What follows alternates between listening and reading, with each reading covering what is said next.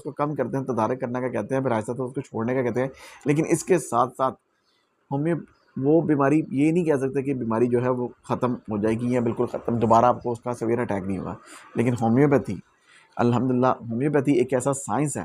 Homeopathy एक ऐसी science है जो आपको इसका वो नहीं करती, इसकी वो आपको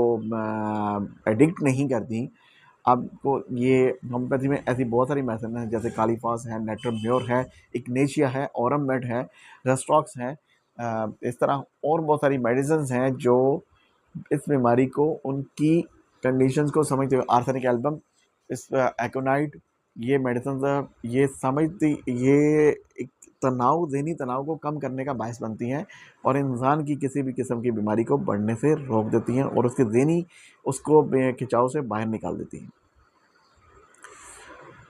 बात आ जाती थी वहाँ के ये होम्योपैथी जो है वो बच्चों के लिहाज से बहुत सेफ़ है।